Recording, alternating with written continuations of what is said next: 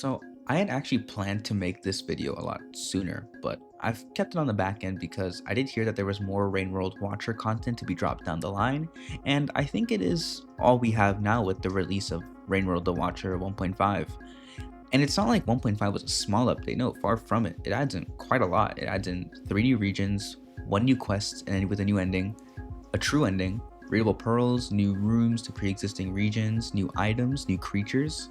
That being said, I will try to be impartial in my judgment of the new content because, well, recency bias. I'll try my best to incorporate the new things into an analysis as if it's always been there. If you notice anything wrong, please comment down below. But yeah, let's get right into it. Just make sure to subscribe and hit the like button. If you want, you can hit the bell as well to get notified when I post certified bangers. I'm so close to 200 subscribers, and if we could get to 200 by the end of this year, that would be pretty fire. The Watcher is fairly normal, but also oddly unique as it has always been in the game since the start, I think. It is the Nightcat, which some of you veteran Rainworld enthusiasts, unlike me, know to be the 4th playable Slugcat in Vanilla's arena. I'm not part of the vaster Rainworld community, and I'm relatively new to the game, so I don't really understand the inside jokes or the more esoteric messages about the game, which the developers love to sprinkle around the game's world and UI. So I have the perspective of someone who is new to Rainworld and isn't involved in the community, so perhaps I'm more of an outsider, so I'll try my best to be fair to things I just don't understand. And when people talk about comparing the Watcher to any other campaign, particularly Rainworld's first DLC, Downpour, which I haven't played. The Watcher's DLC came out in late March of 2025 on PC, and then later in September with the 1.5 update on console, is $15 USD on launch, and it still is. It had a fairly rocky launch, to say the least. Starting with mixed reviews on Steam, there were many reasons for that, to which I suppose I will talk more about when I actually start talking about gameplay and the environment and overall objectives, as the DLC does shy away from hand-holding the player, even if it could use more of it. However, the developers did listen to their community and did add some things to help the players navigate probably the largest worlds. When looking at the world of the Watcher, it takes a lot of assets and areas from the community, with several location mods being used in its development. That was another source of criticism, as people expected higher quality than the original area mods, and with areas being largely disconnected for seemingly no reason. I'll talk about more about that in the area section. People also generally got upset that a lot of rooms within these worlds felt unfinished or simply had nothing to do within them, and led to dead ends. So overall, there was just room to improve, and it seems that since 1.5 update, people have been more positive towards the Watcher, or maybe the people left do, as it seems the Watcher has also turned people off from the DLC and even Rainworld as a whole. I personally enjoyed the Watcher. I had a great time playing it on stream, and I agree with a lot of the criticism, but I do notice the developers are actively engaged with their community and overcome these problems and make the DLC better. So let's talk about the start to the Watcher. You need to have already beaten either Monk or Survivor to have access to the Watcher's campaign, but I also do assume that the average player would have already beaten Hunter as well, and maybe some Downpours. To which I say, what's the worst that could happen for a newer player like me to go headfirst into the Watcher's campaign? We start with a cutscene that shows a young Watcher playing with either a sibling or a friend. They are attacked by another Slugcat, another feral Slugcat perhaps, and some Guardian comes to save them. They both go to fight the Slugcat, and the Watcher stays behind and probably runs away. Then we go right into an in-game cutscene. We're thrown straight into the game with a new region, or sub-region perhaps, jumping down a new Watcher exclusive area called Hydroponics Industrial Complex. It seems that there is an echo nearby, hinted as by the weird blue effect whenever an echo is just nearby, so our quest is probably to find one of these echoes. So far, nothing really seems out of the ordinary, and it just looks like a regular Survivor playthrough. And I just died to a vulture that shoots harpoons. Like, what is this? What am I playing right now? What's going on? Anyways, we can explore some of the same world as the original Slugcats, albeit there is a more rot here and there, more aggressive enemies. Rot just seems to be more prevalent throughout the world, and the only areas we have access to that's not blocked by rot or something else is Industrial Complex, Outskirts, Shaded Citadel, Chimney Canopy, and a portion of Farm Arrays. It's fairly basic, but essentially our goal is just to find the echo in Farmerace, Shaded Citadel, and Chimney Canopy. You can find any one of these in any order you want to. You just have to find all three of them in order to progress to Prologue. The first one I found was the one at the top of Chimney Canopy. It seems a little odd, a little eccentric in nature, unlike any echo we've met before in any other campaign. Once you're done talking to it, the echo you talk to teleports away and drops you back into Industrial, near where you first started. But you might notice something a little odd that's going on. The keen eye of you will. I'm not very keen-eyed, as I did not notice this. But the world begins to gray. Dust and some other particles begin floating around. I'm not really sure what it is, but it is odd. But you are glowing now. I quickly went and found the second echo, that being in Shaded Citadel, because I was glowing. Again, oddly basic, but now here is where the world starts to noticeably change. On the way to the third echo location, the world is dried and decayed. Well, sort of. Rot, there's like this weird black goo everywhere. It's just gross. You notice the fruits and the popcorn plants are a little weird now. They're a little purple, a little nasty and foul, right? This weird green, black liquid drips from every ceiling. Yeah, it's probably nothing, right? On our way to our farm arrays, I immediately get pinned down by a red lizard covered in rot. What the fuck? Well, considering this is the first time I'd ever seen a red lizard, let alone covered in rot, it was honestly pretty sick.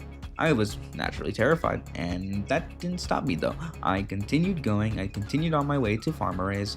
Granted, I forgot where I was going because, again, I had just beaten Survivor. I think this clip perfectly sums up my reaction to the growing rot around outskirts. Oh my goodness gracious. Alright, we're gonna...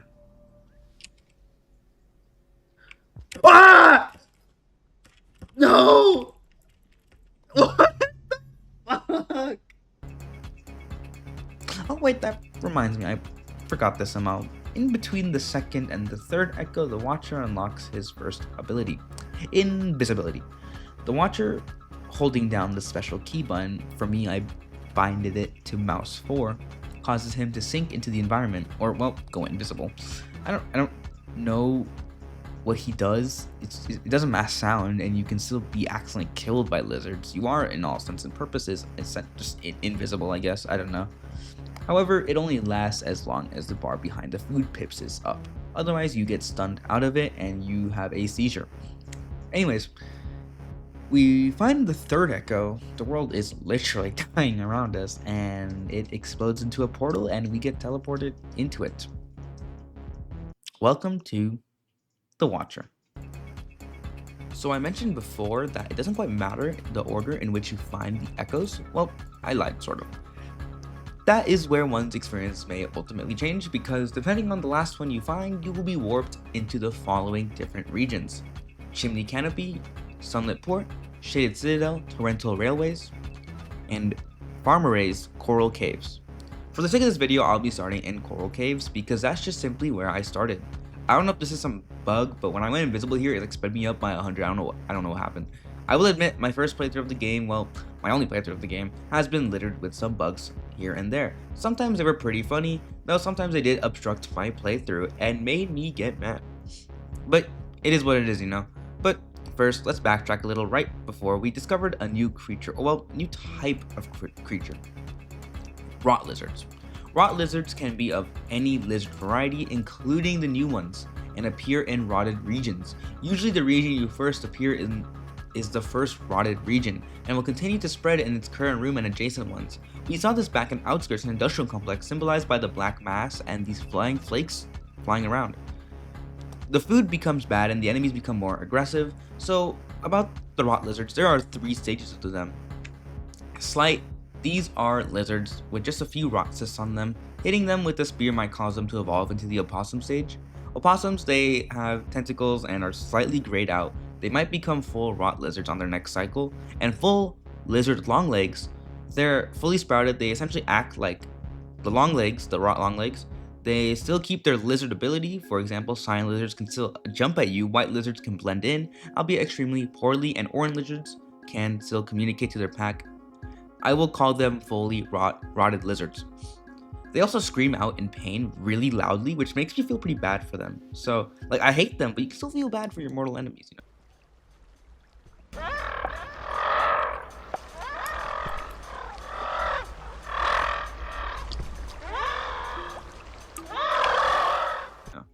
So, right, now we're in Coral Caves, but right before that, we were put in a similar screen to the Karma going up, but with the new soul symbol. Right now, we have no idea what this means. We'll come back to this. So, I was thinking of formatting this in a way that is essentially like, here is an area, here is everything in that area, here is the next areas you can go on from here, here is the ranking of like where I put this on a tier list, and so on. There are a total of 30 unique regions in the game. So let's start with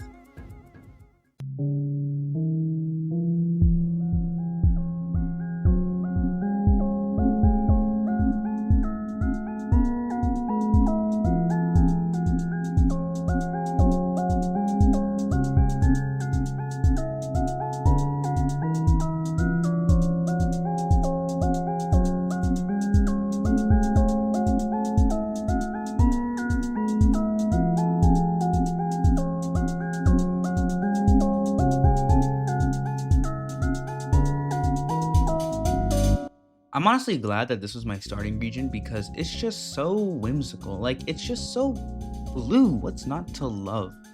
I just really love the coral aesthetics in any video game. Rip Silk Song Coral Palace. Yeah, also the threat theme here is just good. Honestly, the music in the Watcher is just absolute cinema. The region itself is split into two distinct parts, a surface, like, outside area and an area filled with underwater exploration. My favorite.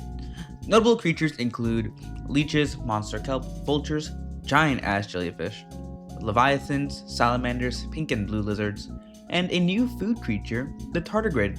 However, eating it will poison you. If you kill it with a spear, it will poison the spear. If you have a frog attached to you, which we'll talk about later, they will die from poison.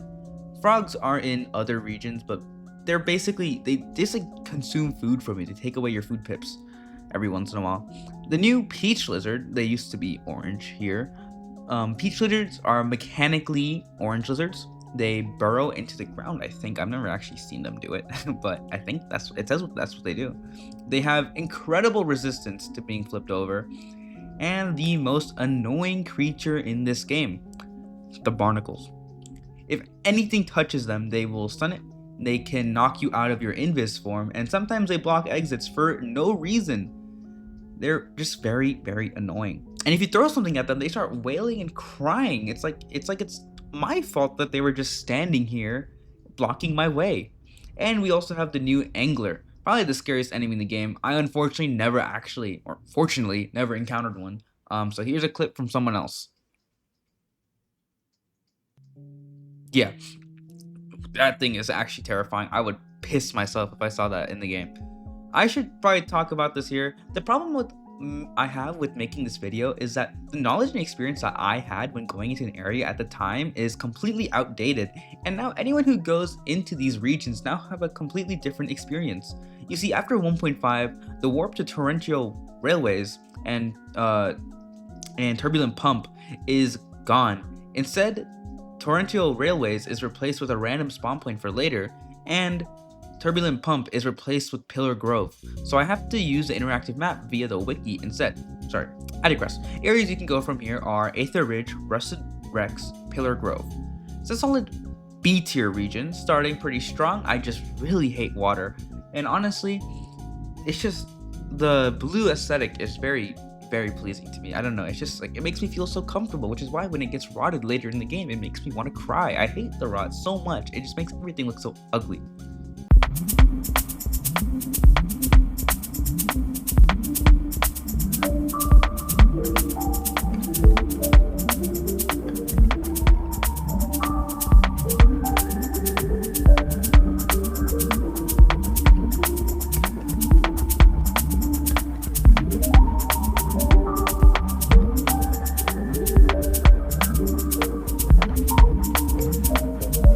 Aether Ridge.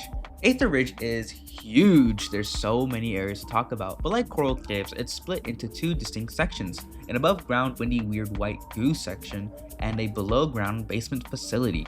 Although the region is actually split into three specific subregions, Blast Deck, Aerial Tramway, and Ridgeworks. But now you might be wondering, Mr. Heatmaster 21, what is our goal? Why are we even here? Well, great question, viewer. Well, you see, I don't know. Just go find the Echo, I suppose. I don't know. Like, and here's the crux of the on-release problem. No one had any idea. The game was very vague on what the goal was. Well, and I don't really understand that because it's not like Survivor really gave you a specific goal to do. It was just more so survive, and then there was a goal eventually, until you found 5 pebbles. But yeah, the devs added little symbols on the map that tells people what they should be looking for in the region or the status of the region. They also added warp points to the map, which is really helpful because those warp points tell you where the portals are and where they lead to, which makes traversing the whole Watcher world very easy. Oh yeah, and make sure to avoid the white liquid, it erases you from existence. Oh! Notable creatures here include, the same amount of lizards, white, green, blue, pink, drop wigs return, pole plants are here as well, vultures, and the new giant moss. These things are so cute, but they obliterate vultures, they literally kill vultures. And you, if you're not careful. Did you just grab me?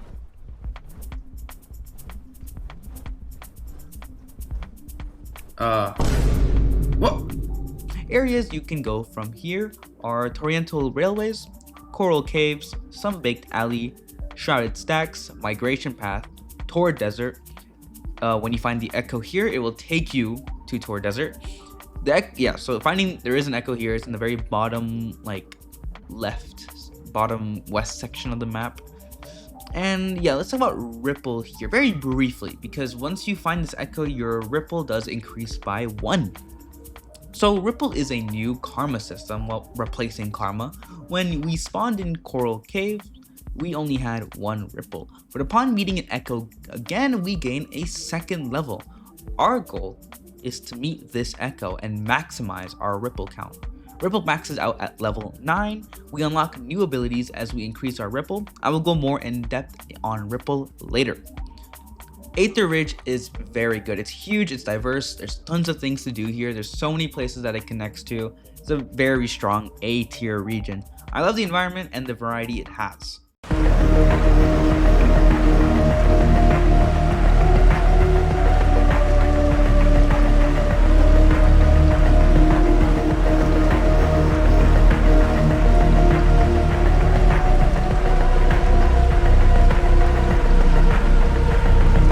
Torrential Railways.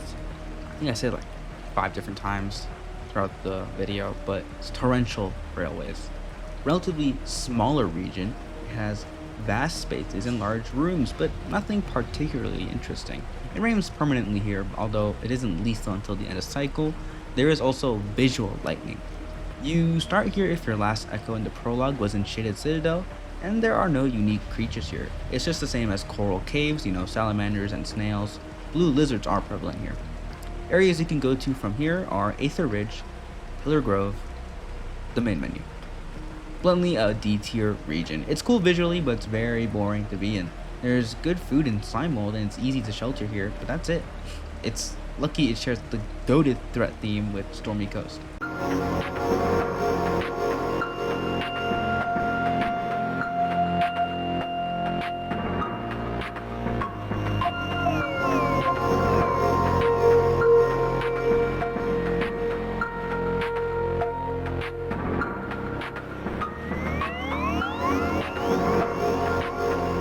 Sunbaked Alley, or Sunlit Port, depending on which version you're playing. 1.5 fully refers it to Sunbaked Alley, so that's why I'll be calling it from now on. It's a very small and compact region. You spawn here if your last Echo in the Prologue was in Chimney Canopy. And I want to use this to talk about something I generally find very cool in the Watcher campaign, in that a lot of the regions are past and future versions of other regions and use very similar music. For example, Sunbaked Alley. Sunbaked Alley is the variant of Stormy Coast and Shrouded Stacks. Another example is that the surface is a future version of Aether Ridge. Very cool. Now, not many new creatures spawn in here. You got cyan lizards, noodleflies, centipedes, nothing crazy. Areas you can go from here are Aether Ridge and Rusted Rex. It's C tier, nothing more, nothing less. It's banger music, but it's overall pretty forgettable and pretty small. It's just kind of mid. There's nothing really crazy here. It's just a small little region. It's not the worst region in the world, but it's not the best region.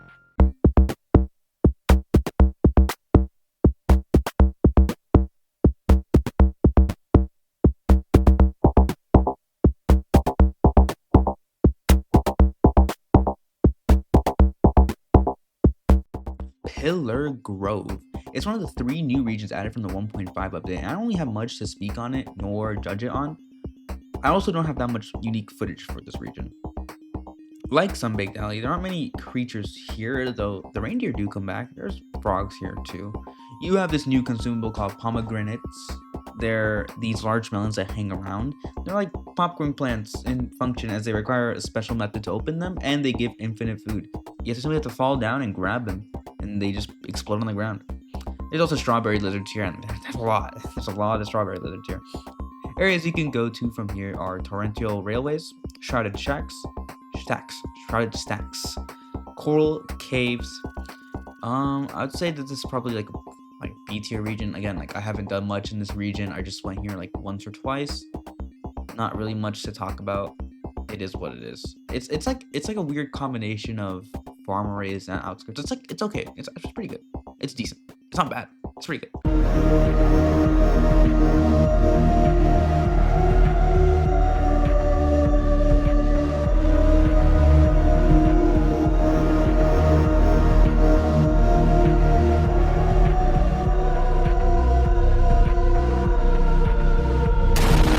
Shrouded Stacks. So this region seems to have changed quite a bit. Before 1.5, it used to be known as Shrouded Coast, where I found the Echo for the first time.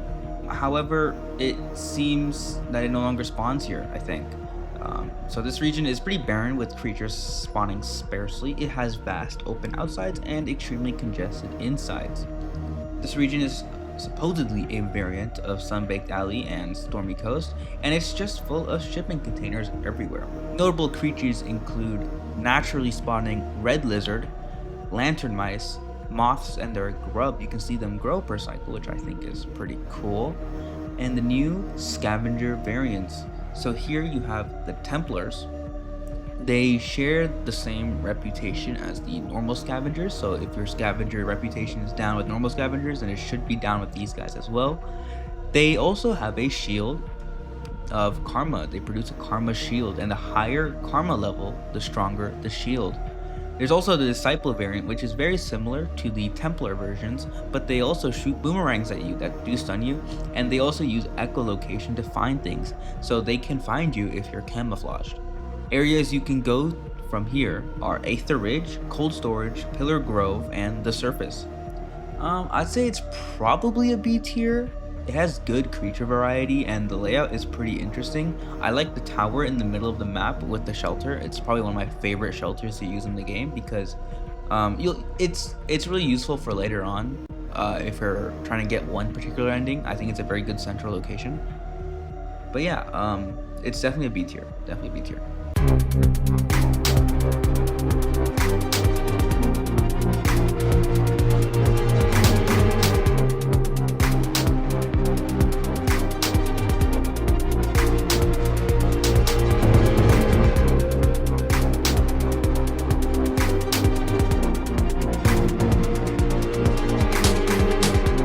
Badlands.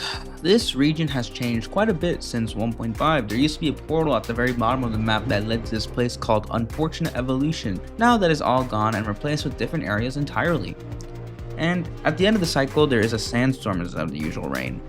The surface part of this map is dominated by locusts. They will swarm you and they kill you. I don't really know what they do to you. They can still kill you when you are normally camouflaged, but they can be killed with spore puffs. But it doesn't really save you from their swarm in the long term. There are ways to avoid the swarming though. Notable creatures here include caramel lizards, black lizards, the new drill crabs, They're normally passive, but they get scared really easily. They will retreat into their shells and go bananas. They will one-shot kill you and everything else. New indigo lizards, they like spit on you, they shoot their tongue out on you and cover you in their goo. I don't know what they do, but they do something and it makes you like gooey. And they also bury into the ground and pop up to get you. Now the saliva, the spit, I guess, makes you immune to the locust temporarily. That is just one of the ways to avoid them. Hi, Editor Eatmaster21 here. I forgot to talk about the mud, because in this region it's drastically different. It is so much different, and there are many ways to avoid the locusts. A few ways can be the spore puffs. They actually linger on you for a while, so they don't temporarily like go away. They're always, it's there for a long time. There's also the graffiti bombs. They also block the lotus from getting to you. There's also mud pits around. They can also stop the locust from getting to you. So getting to the echo on the very west of the map, you need one of these ways to avoid the locust. There's no other way to avoid the locust. You can't go underneath it. So I kind of lied when I said that before, but that's because I didn't realize that. Because when I first played it, there was no echo there. You could just sort of avoid going through that area. That area didn't even exist back then. So that's my bad. I blame the game for that one. There is new food creatures, sand grubs. They're like these little snake things in the ground. You just pick them up and eat them. But be warned, because they look very similar to the new sandworms. And sandworms, they look pretty identical.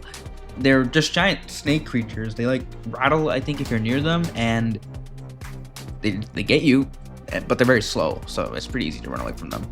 Areas you can go to from here are Migration Path, Torrid Desert, only if you get the echo from there, and Fractured Gateways via echo. Now, hot take, but this region's a B tier, almost A tier. It's actually really fun. I don't really understand why people hate this region so much. The locusts aren't even that bad. They can easily be avoided, right? There's so many pathways to avoid the locusts. The new layout is better, I think, and it's just fun to explore.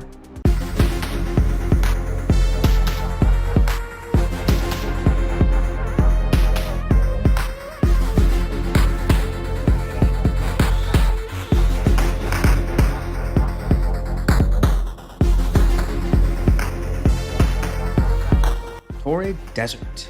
This region is very similar to Badlands, and unlike Badlands, it has not changed at all since the 1.5 update, I think. There is an echo located at the very west side of the region. It will lead to the Badlands. There's also a secret room that is completely inaccessible in normal gameplay, only via dev cheats or glitches. It has the Oak Steel, which is a Terraria Calamity community remix mod reference. I don't know, it's like a cute reference, I guess, but I don't know what it has to do with rainworld. Notable creatures include the drill crabs, centipedes, all scavengers, sandworms, and the new fire sprites. They like zoom around. They don't really do much on their own. In Torrid Desert, they're blue, but in Heat Ducts, they're orange. New boxworms. These are idle on their own, and they have these little eggs that can be consumed for 1 pip. But be warned though, because if you try doing that, they will aggro and they will call out for a fire sprite, and they will fuse, and then they will shoot like gas at you, steam, I think it's like some gas. Areas you can access from here are Heat Ducts, the surface, Badlands via the echo, Aether Ridge, only if you got the echo from there. Torrid Desert is definitely a strong A. It's pretty good. It's basically Badlands, just better. There's no locust here, so that's an automatic A in my heart.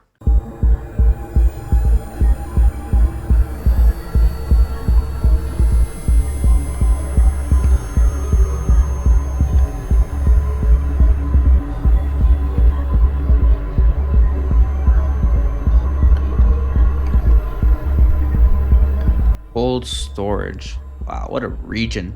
Cold storage is very brutal, and it's very similar to Aether Ridge, sharing a lot of aesthetics and creature spawns. Like Aether Ridge, it is also split into distinct sections. 2 sections here, Cold Storage and Station Annex. Cold Storage is an outside science facility like area, and Station Annex is very condensed and an internal facility like. There is a shelter towards the bottom of the map in Station Annex that has a shelter icon on it, but it is actually completely infested with rot. I guess that reminds me, yeah, cold storage is actually completely overrun by rot and rot lizards. There's no DDLs or BLLs, but there is plenty of rot infected lizards in all forms roaming about. There is also a lot of proto-rot around Station Annex. So I briefly talked about the rot before in like the prologue section, and that it can spread from room to room. Let me explain a bit on just what this is for some context. There is a hidden plague that follows the Watcher from when they met the third echo in the prologue, a sentient rot. A rot that is aware of itself and moves and grows and conquers. Plants and lizards get infected by this rot and rooms grow gray and moldy. There are several regions that have at least one rotted room. Cold storage is actually just not one of them, even though there is a lot of rot here. It is not a sentient rot. But sometimes new enemies will spawn in a rot infected room, or more aggressive enemies will spawn in. I'll talk about them when I talk about the rot region specifically, but using a portal while a room is infected with sentient rot will infect the exit destination as well. Cold storage shares the same creatures as Aether Ridge, but with rot lizards as well. Also, I generally thought I was tripping when I was playing because I think it was quite late for me. It was like pretty late at night, so it was like this wobbly effect. And upon reviewing the footage that was actually in the game, I actually thought I was going insane in like real life. I thought the whole game was just freaking out, and I thought that was just me. But no, that's actually just the game. And yeah, you can find an echo in the northwest section of Station Annex. It will lead you to fractured gateways. Areas you can go to from here are the surface, shrouded stacks, migration path, stormy coast, fractured gateways, and unfortunate evolution. I actually prefer cold storage to Aether Ridge. It's extremely terrifying. It's scary, mazy. That's a good and diverse environment, and it has a rot shelter. That's pretty cool. I think trolling the player is pretty fun. It's basically Aether Ridge if it was scarier and just spookier in general. I think it's either an A tier or S tier, but since we don't have anything in S tier, I'll just put it in S tier for now. It's pretty S tier. I really like it a lot.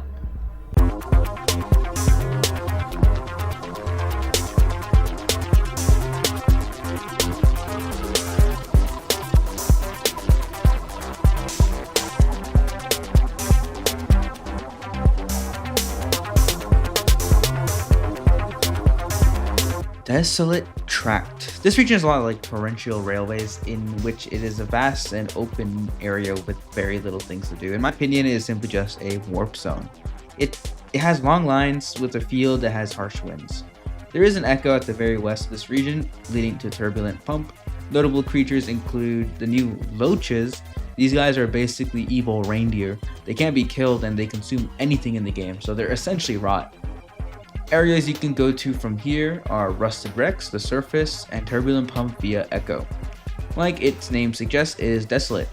Nothing. D tier.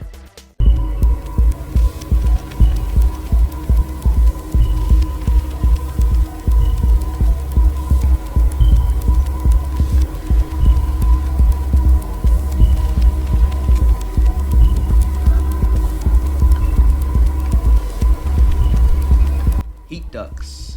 It's sort of like a iterator superstructure, being very steampunk-esque and mechanical. Like cold storage, Heat Ducts is a part of the greater Aether Ridge region and has similar creatures to it. And like cold storage and Aether Ridge, it is split into two distinct sections, Heat Ducts and Thermal Relay. There are a lot of wind pipes in Heat Ducts and Tesla coil flamethrowers in Thermal Relay that will just kill the player, though sometimes the player must make use of wind to boost themselves another area. There is an echo spawn here. It is the very east of Thermal Relay. It will take you to Stormy Coast. It actually used to be at the very bottom of the map, and if you played the Watcher after this new update and you had an old save, the map is super bugged out. So you're not going to be able to rely on the map. You're going to have to use a wiki map or something like that because the map is just super bugged. I don't know what happened. But yeah, there's no unique creatures here. There are the fire sprites and their box worms. The fire sprites here are blue and cyan. Areas you can go through here are Torrid Desert, Salination, Turbulent Pump, only if you get the echo from there. Stormy coast via the Echo here. It's okay. I think it's worse than Aether Ridge, but it's still pretty unique and distinct from cold storage and Aether Ridge. Maybe a B tier? Yeah, I think B tier is good. Yeah, I agree.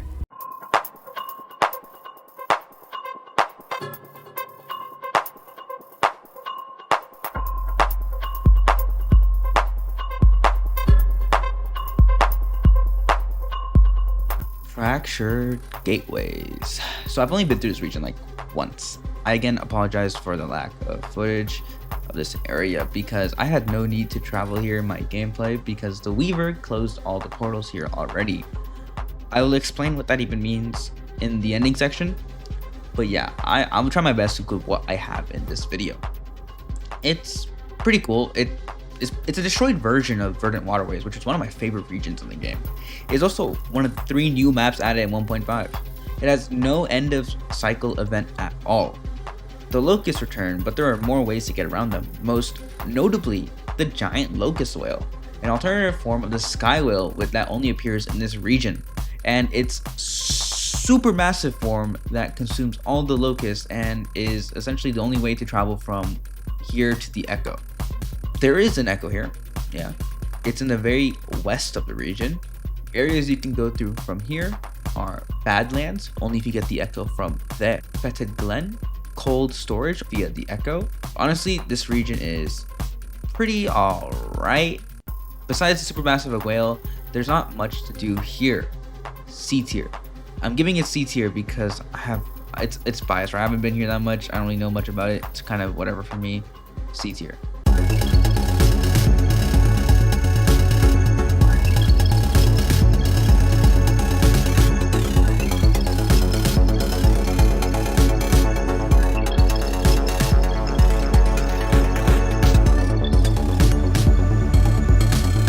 Fetid Glen. This place is like a fever dream. Wow, it is so colorful. It's too colorful for its own good. It's very pretty though. It's also pretty large with an odd underwater section that doesn't really need to exist, though I do think in 1.5 they did give a warp point at the end of one of these water sections. Also, does anyone just think that the parkour was impossible due to the fact that you can like not see the mushroom platforms, or is that just like a visual bug that's been changed? I don't know. I could never see these platforms. I always thought you had to like use the levitation ability you get later on. Anyways, there is an Echo at the northwest section of this map. Notable creatures here include the eel lizards, all scavenger variants, frogs, dropwings, anglers, centowings, spiders, monster kelp, pole plants, the new basilisk lizard. Oh! Whoa!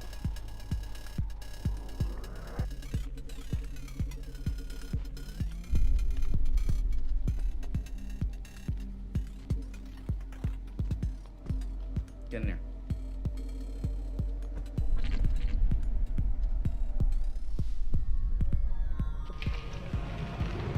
Okay. Oh my god. What? How did I just die? They have a slowing aura around them and they can poison you, and that basically slowly kills you. If you have a frog on you though, the frog will consume the poison and die instead of you.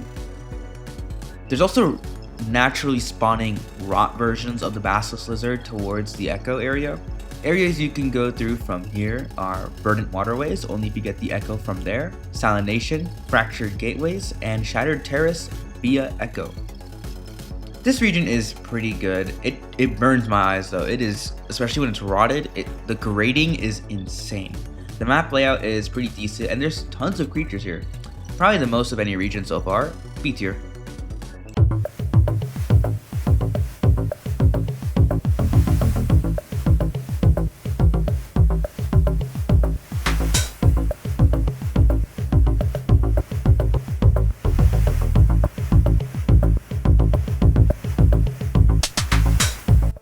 The surface is a destroyed and futuristic version of Aether Ridge cold storage and heat ducts, and just like those regions, this region is split into 2 distinct subregions, Tundra, Fault, and Fallen Tramway. The region is quite wide, featuring an open northeast section with howling winds and a closed-off industrial section in the southwest. The surface has a freezing mechanic, where the water will slowly freeze if not inside and near a lantern for heat. It will slowly get more pale throughout being outside and being away from any warmth and then just die. Notable creatures here include the wormgrass and the new blizzard lizard. They are extremely slow, and they have this aura where they push things away from them and reflect spears. This can also be used to the player's advantage. They will shoot giant beams of ice at you. They will charge it up and it will one-shot kill you. Areas you can go through from here are Shrouded Stacks, Torrid Desert, Cold Storage, and Desolate Tract. There isn't anything particularly interesting about this region besides the blizzard lizards. That's cool, I guess. I generally like Aether Ridge more, but this region is pretty nice and aesthetically pleasing. I'd say B tier. It would be A, but oh my god, is the damn freezing mechanic so annoying. I don't really understand what stops it and what makes it recede, because there are things that just stop it from advancing, and then there's things that make it go backwards. I don't really understand. The Watcher dies pretty fast from it too, so I just generally don't understand. I don't really understand what the dots in the corner mean either. I don't know.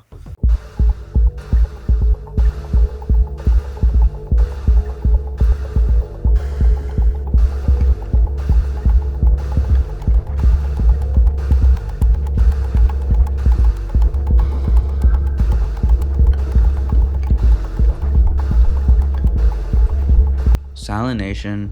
Another water region. If you couldn't tell, I hate them. It's no fault of the Watcher particularly, moreover just rainworld in general, because the swimming controls are so buns. Also, this is just part of the greater Aether Ridge complex. Like, holy moly, half the regions in this game are just Aether Ridge. Take a shot every time I've said Aether Ridge. Don't do that. You will probably die. There is only one or two surface rooms here. Everything else is either underground or underwater. There is an echo in the southeast section. Oh my god, I cannot talk. Center southeast section of the map. It will take the player to Shatter Terrace. There's like only a few creatures here, right? There's an angler, and there's like barnacles, eels, whatever you expect in a water region. Areas you can go through from here are Heat Ducts, Fetid Glen, Shattered Terrace via Echo. It's good. It's okay. I don't know. It's too much water for me. I know Rivulet is very fun and it's very cool because you have a lot of water breathing. I know the Watcher has what's its name? The Monk's breathing capabilities. But man, you need to have some kelp on you, because if you don't, you will drown. And not to mention, in 1.5, they added the angler, so now there's a lot more underwater threats. So yeah, I'm gonna put this in C tier. I just hate underwater areas in this game, man. They're so bad. But yeah, C tier it is.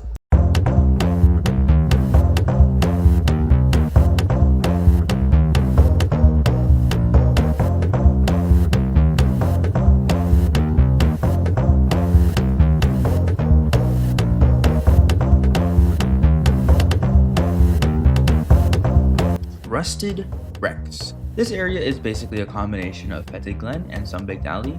There's all sorts of creatures here, like the peach lizard and the drill crabs. Not really much to talk about. The garbage worm returns here.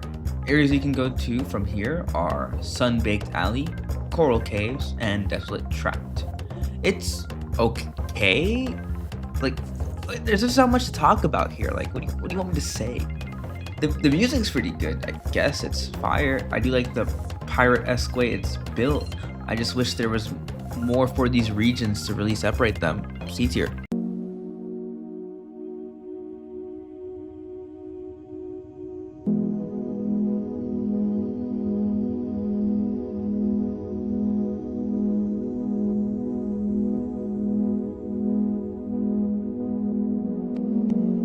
Migration Path. What a beautiful region.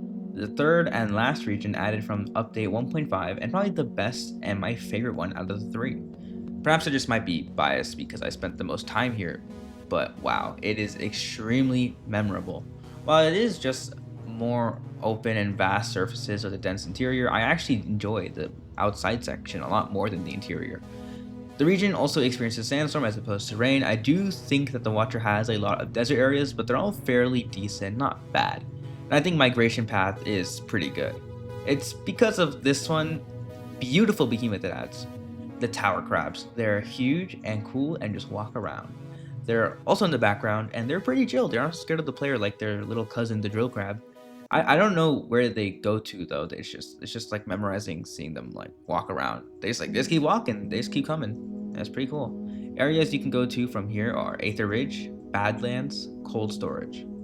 Probably give it an A or a B. Though I think I'll probably give it a B because the crabs are the only really cool thing in this region. The rest of the region is pretty okay, but it's better than Factory Gateways.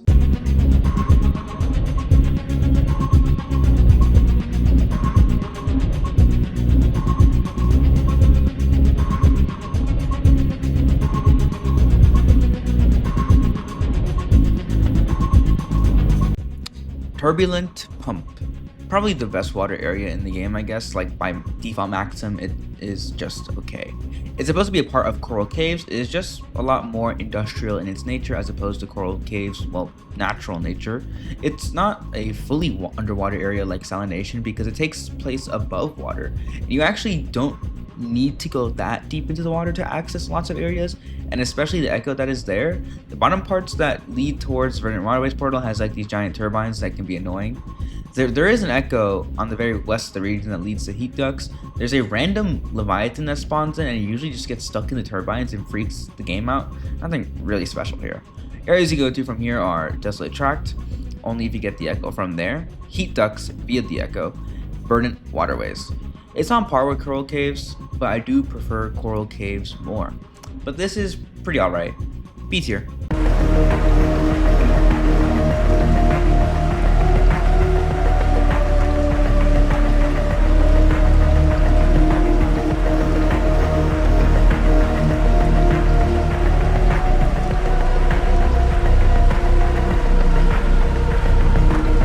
Stormy Coast. The music and the aesthetic of this place is just so raw and good. This place is like Torrential Railways if it were good, so it does everything that Torrential Railways doesn't. I do think that it is odd that Torrential Railways doesn't lead to this place or anything like that. The verticality is pretty good, specifically the room with the echo at the top. Unfortunately, this place just suffers from being a transition zone from the early game to the mid game. I believe that Signal Spires is the start of the mid game. For what reason, I don't really know. I just feel like it's a good spot for it. So yeah, it's just cold storage or wherever you came from, like heat ducts to Signal Spires. This place is meant to be a version of Sunbaked alleys and Shroud stacks. Areas you can go to from here are cold storage, Signal Spires via echo, and heat ducts only if you got the echo from there. A very strong region. I'll give it an A tier because it has so much going for it. The only problem of it is that it's extremely linear in design because you just need to go directly to the echo in order to get the Signal Spires. I really just want to give it an S tier, but it just, I don't know. There's a few things holding it back in some key areas that I'm looking for. So it's gonna go in A tier.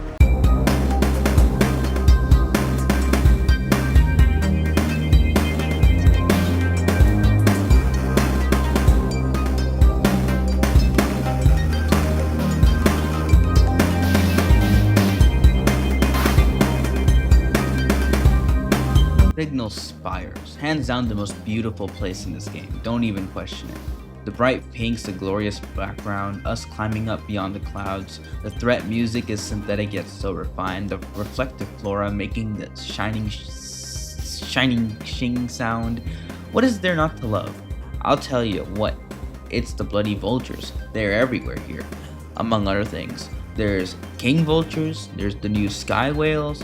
You need them to traverse this map. Also, the cycle cannot end as we are above the clouds. There is no rain, there is no sandstorm, there's nothing. There is an echo at the very top of the second tower. You just gotta find a way up there and it will lead you to Shattered Terrace. Signal Spires are two towers, both separated by a vast void where one slugcat must use whiskers of the giant whales that fly around here. Alternatively, if you're good at the game, you could just try using the grappling worms. I will tell you that the sky whales sometimes have a brain issue, like they just fly into the void and kill you. I don't know why that happens. It just does, or they get stuck and you're unable to get past. Areas you can go to from here are Verdant Waterways, Stormy Coast, only if you get the echo from there, and Shattered Terrace via echo. Easily S tier. Everything about this region is so good. It's just a shame it is able to get rotted.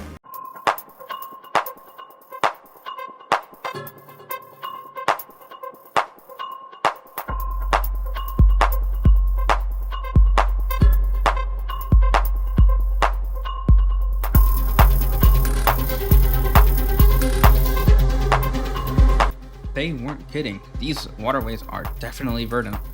Holy, but luckily for me, for an area you think would have a lot of underwater areas, actually has none. Maybe there are a few places that force you, the player, into the water, but overall there's not that much. You might have to swim here and there, but it's fine. Both entrances of Verdant are pretty fun starts, and the music is so good. Honestly, it's just as good as Signal Spires, though the biodiversity combined with the fluctuating water levels can be an annoying combo in a bad spot. There is an echo at the very top west of the map, and it leads to Fetid Glen. You got your typical cast of water creatures here, the monster kelp, eel, lizard, centiwings, leeches, frogs, whatnot. Areas you can go to from here are Signal Spires, Turbulent Pump, and Fetid Glen via echo. I was gonna give it an A tier, but honestly I have to give it an S. It's actually just so fun. It's probably the most fun I've ever had in a region ever. Everything about it is just so good. Okay, so that was a lot. Let's just take a breather here.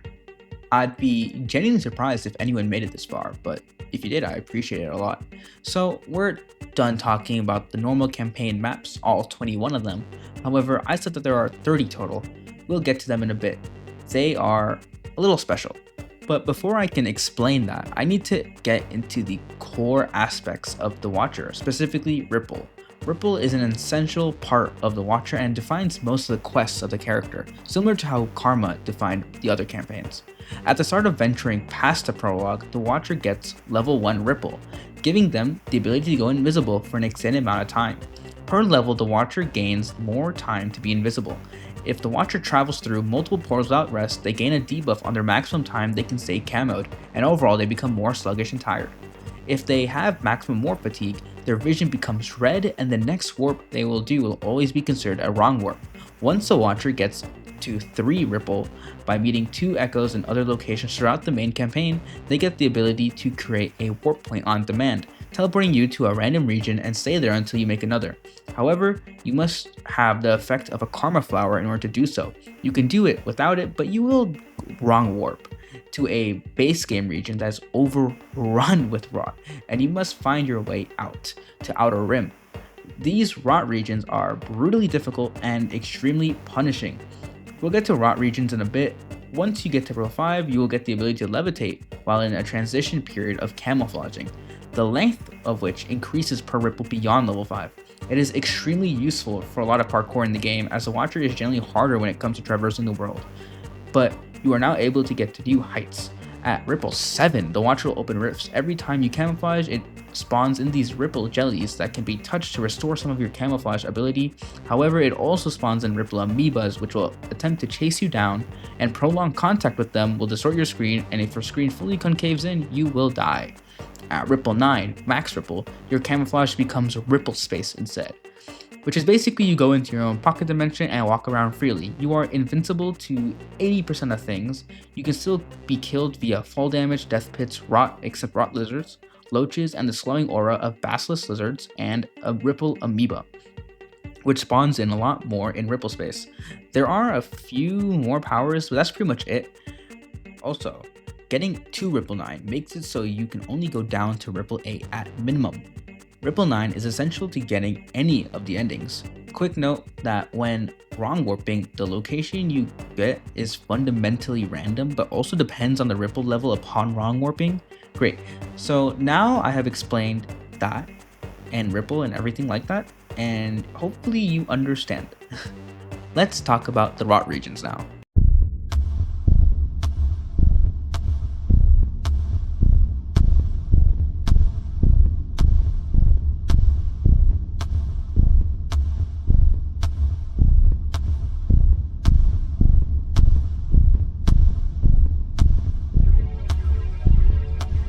Crumbling Fringes. Its outskirts, what is there to expect? It's also the most linear rot region. You always spawn in the same place, and the portal is always in the same place.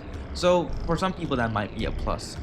You also got your typical rot encounters here, DDLs and rot lizards. There is a guaranteed red rot lizard near the portal. There are 2 DDLs, which you can't use ripple space to walk past. There is a new enemy here, the Bone Shaker. They're hostile, but can't directly kill the Watcher. They despawn in Ripple space and can only hear the Watcher, meaning that anything below Ripple 9 is useless for these guys. They will just grab you and move you around. They can spawn in campaign maps too when they get overrun with rot. All the fruits and food in the region are rotted. At the end, the player will meet the Echo and travel to Outer Rim. It's kind of lame, you know, it's the most boring rot region. It's C tier.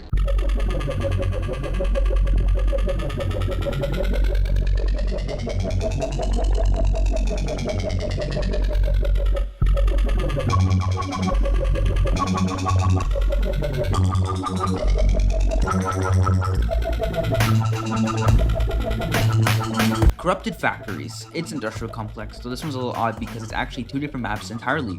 There's this really short one that is just a linear path with a single DDL in the way, and then there's the rest of the map that is huge with a lot more threats. There is 1 spawn and 1 exit for the small map, and there are 2 spawns and 2 exits for the main map. There is a vulture and a king vulture patrolling the skies, but they all flee when a DDL or rot lizard show up. It's pretty okay. It's a stark reminder that is what happens to places we go, or at least this is what places eventually become in the world. B tier.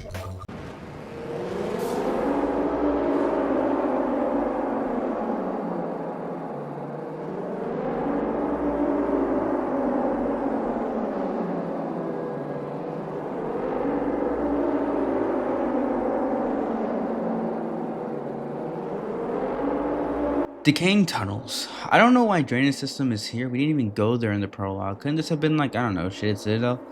Decayed Mausoleum goes hard as a name. Imagine it pitch dark. By far the easiest rot map. 2 spawns, 1 exit, no DDLs, only rot lizards, and not even that many, yet you spawn fairly close to the exit anyways. It's a waste of time, D tier.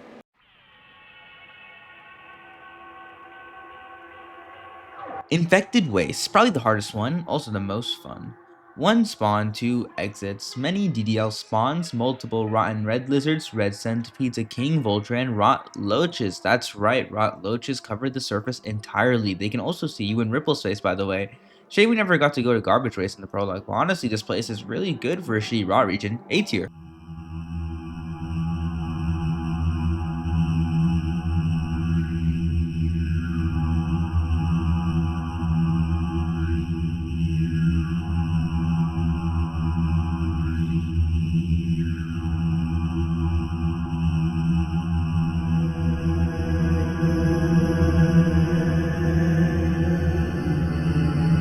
Unfortunate evolution. I genuinely don't know what this is supposed to be. Corrupted 5 pebbles? I don't know. One spawn, 1 exit. There are no creatures here. Nothing can kill you. It is also the only rot region you don't need to wrong warp to. A portal from cold storage is there. It's the safest way to get to Outer Rim, but it is holistically lame. A cycle timer is there, but it doesn't do anything. I suppose the rot leviathans or the rot void worms or whatever the hell they are in the background are cool, I guess. I don't know. This region's just pretty useless. D tier.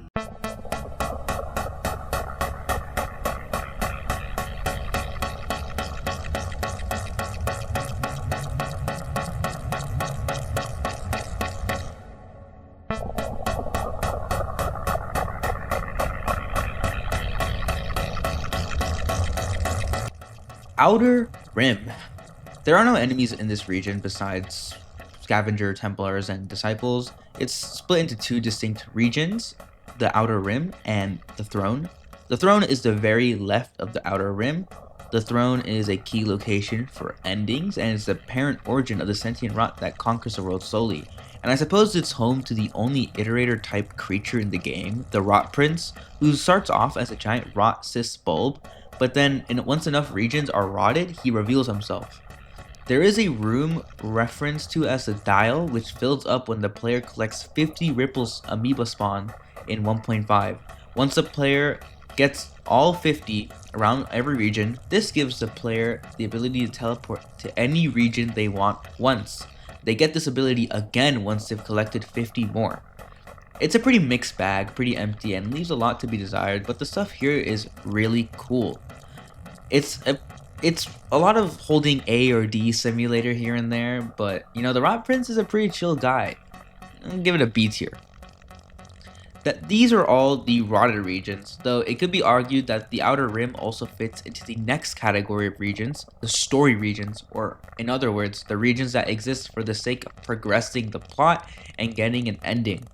These are mostly endgame regions that require Ripple 9 to access or to get more progress into.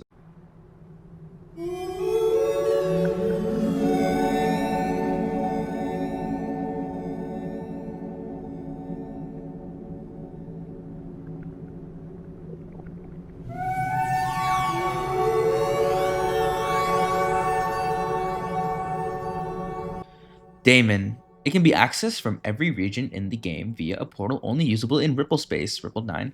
There are 2 entrances in the surface. Daemon has 4 initial rooms. The spawn room with a giant monolith. To the left is a room with a singular portal to Shattered Terrace that can only be used in Ripple space. The room on the top right has been added in 1.5 and has 3 monoliths that share a cryptic message. They all correspond to an ending. The room to the bottom right is a portal to Outer Rim that can only be accessed via Ripple space. Daemon has a cool feature where going off screen won't kill you, instead it Pac-Mans the player to the other side. This is also low gravity, so the player cannot die from fall damage. It's a B tier region. There's anything particularly special here, to be honest. It's a cool region for the story, nothing more and nothing less.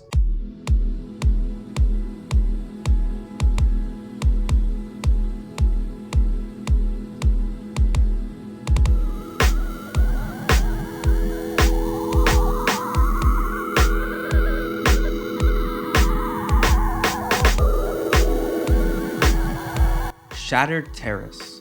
This one doesn't actually require you to get to Ripple 9, but in order to really do anything here, you probably do need Ripple space, as the gap that separates the start of the region can't really be passed until you have Ripple plus 8. Once the Watcher has achieved Ripple 9, they can access the Ripple space. The player must navigate to the central large room where the Echo is there, but only visible in Echo space. The Echo will then take the player to Ancient Urban. This region doesn't feel like a part of Aether Ridge, but as far as I know, I don't think it is. Never mind, it is. How many regions are there in total? We got Aether Ridge, Cold Storage, Heat Ducts, Salination, the Surface, and now Shattered Terrace. Definitely large clusters of areas in the game. Very basic enemies sprinkled the area, nothing new. Shattered Terrace can be accessed from the following regions: Signal Spires, Fetid, Glen, Salination, and Daemon. It's a very peaceful region. I like the graphics and overall feel of the region. I think it's good to be the second last one the player will need to go to in order to reach the basic ending of the game, involving the Echo. A tier.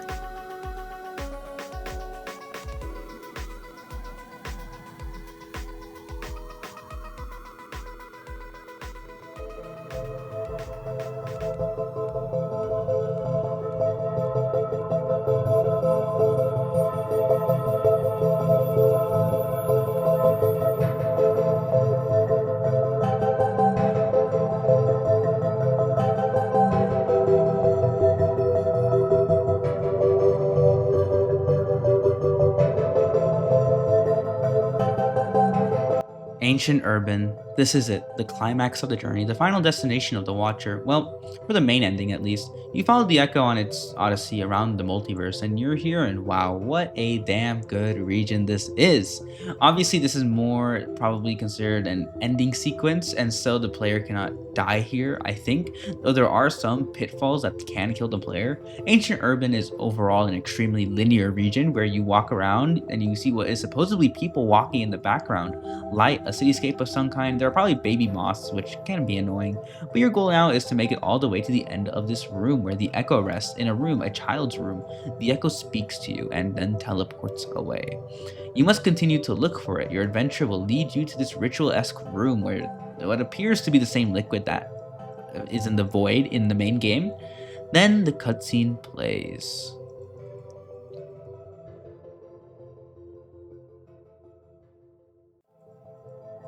The Watcher returns to the place where the toys were and begins playing with the toys, watching the spinning top. Then credits. Absolute cinema. There is also a room where you can read pearls, which has been added in 1.5. There's rat here, which is a really good food source. They're everywhere. Well, that's basically it. For an ending sequence region, it's 10 out of 10 in my books. My jaw dropped when I saw people back there. It was Kino. S tier across the board. That is essentially the main quest of Rainworld, the Watcher, trademark. There is not much more to discuss in that aspect, but it is far from where the Watcher's journey ends. Load back in the game, and you may leave the room and continue back on your quest. The Watcher has 4 endings to its campaign, with one being a combination of all 3 endings. All the endings revolve around 3 of the essential NPCs the Watcher encounters on its journey. The endings include Spinning Top. That is the name of the echo we have been following around the world. It wants to explore the whole world and ascend when it explores everything. It wants to rejoin its family and friends because it's just a lost kid. In order to achieve this ending, the player must follow Spinning Top all the way to Ancient Urban and watch them ascend via the Void Fluid. This will light up the very left obelisk in the top right room in Daemon, the Rot Prince, an iterator who is the embodiment of the sentient rot that has been infesting and spreading around. It wants to spread the rot to all the regions and connect them all in harmony within the rot. It is located in the Throne Outer Rim. If there isn't a lot of sentient rot, the prince will appear as a giant rot cyst. In order to achieve this ending, the player must infect every region with sentient rot. This will take a while, as there must be a significant chunk of the region rotted for it to count. Once a significant amount of the world is rotted, the prince will appear out of the cyst. It will talk to the player, and this will cause the right obelisk in Daemon to light up. Getting the full ending is not required. But in order to get the full ending, the sentient rot must take over all the regions in the game. It will be very hard to accomplish if the player is already completing the Weaver's ending. Once the ending is achieved, the rot will grow karma flowers everywhere it has infected. The Weaver. The new NPC added in 1.5 where it wants to cleanse the world and bring back harmony and balance. It directly opposes the Rot Prince and actively wants to shut off all connections to each world. The Weaver will appear near sealed off portals. The Weaver can be met in the same location or in the same region, but must be met at least 4 times. Each time will physically change the Watcher's appearance. The first time, the Watcher's tail will grow longer, no effect on gameplay. The second encounter, the Watcher's eyes turn gold, but no real effect on gameplay either. The third encounter, the Watcher's tail grows feathers or spikes, or I don't know what they are. And in the fourth encounter, the Watcher becomes Jesus. Well, okay, I mean, it has the ability to purify rotted rooms, it's immune to rot creatures, and yet it can't ever wrong warp. You can close portals by traveling through them. The goal in order to achieve this ending is to close all the portal connections between regions. This can take a long time, but the Weaver also helps out by closing portals occasionally. Once the Watcher has closed off each portal connecting all the regions, either through entering the final portal or by manually teleporting, it will enter this 3D ocean above the clouds world. Walking far in either direction will lead to the Weaver, and the ending is achieved. This will light up the middle obelisk in the right room of Daemon. And then finally, the true ending of the Watcher, Ascension. Once all 3 obelisks in Daemon are active, go there. The Watcher will begin to freak out and die. The end. Just kidding, obviously. He teleports to this very start, where the very beginning of Hydroponics, where you'd be teleported after meeting Spinny Top once or twice in the prologue. The Watcher starts emanating these purple particles with this cracking white light sound effect noise. I don't know what this is. After a while, the Watcher faints again and gets teleported to Outskirts, then to Spinning Top's bedroom in Ancient Urban, then to the throne, where you make your way to the top to the prince. He chats you up and gives you the mark of communication, where he then says he's not so different to the other iterators, probably. After that, to the Weaver's realm. Unfortunately, you don't get to meet him. After collapsing there, you get transported to some forest area, which looks similar to the opening cutscene, which I also assume is the Watcher's home, but before you can make it to the end, he faints again. An insane cutscene plays, showing Daemon all the regions in the multiverse are detached and in order. It zooms into the Watcher, and then we're in the depths. It's time to ascend. We dive into the void, faces watching us, we're the Watcher, now they're watching us. We dive deep, and the Watcher begins to change, begins to evolve. It grows out, its arms become fins. What the hell is happening? I'm sorry, I need like a game theory video on this. I can't even make up an explanation as to what just happened, but it's absolute cinema. That is the true ending for the Watcher. Wow, that is a lot.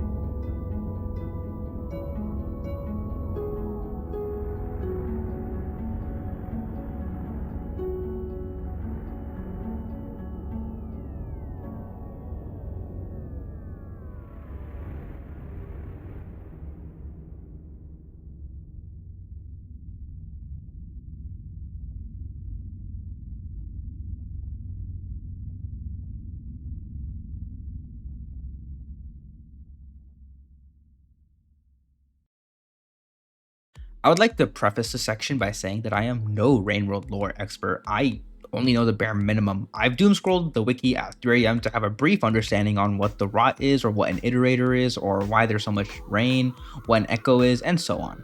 So everything I talk about in the lore is pushed off as some mad raving from a madman about something random, like it's some sort of random rants by Eatmaster21. I think the story of the Watcher could be interesting. I know the pearls will definitely provide insight or like into the overall narrative of the world, but I don't know if Downpour is even canon or if the Watcher and Downpour even exists in the same world. I don't know. There are probably so many secrets that haven't been discovered that could chip away some explanation of the lore or some reason to extrapolate with knowledge from the other campaigns. I respect people who put a lot of time into coming up with theories about the lore of the video games because it's having a foundational knowledge that is very vast and strong enough to be able to explain a narrative that is generally complex in nature and esoteric in its conception. It's a very exceptional skill that isn't really celebrated that much in my opinion, and I say that as someone who is not like that at all. It's just cool to see. I was originally gonna give my take on the lore, but I know I'm just gonna be very wrong, and I don't want to be made fun of. And I've been talking for way too long. I don't really know how to properly articulate my feelings about Rainworld, let alone the Watcher. It's odd because the game should just not be fun.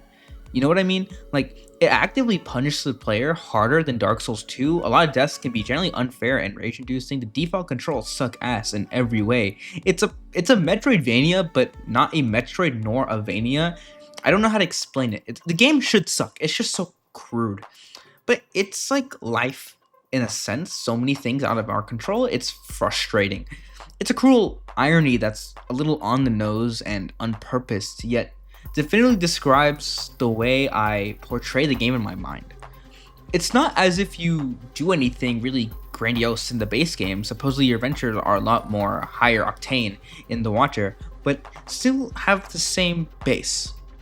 I don't want to get philosophical about it, but because there's not much to really get me thinking on haha funny slugcat game, I suppose it's like a primal and raw bewilderment that really gets me. The Welsh song of games is just unique here, right? Because usually when someone plays a game, they play for the power fantasy and escape from reality, but it invokes a primitive fear in me that I could just die at any moment from something that I didn't even know was on the screen. But when you take a step back from the last shelter and you set out again, things shouldn't be the same, yet sometimes they manage to be the same. Sometimes the same outcome happens literally every single time. It's like a cycle.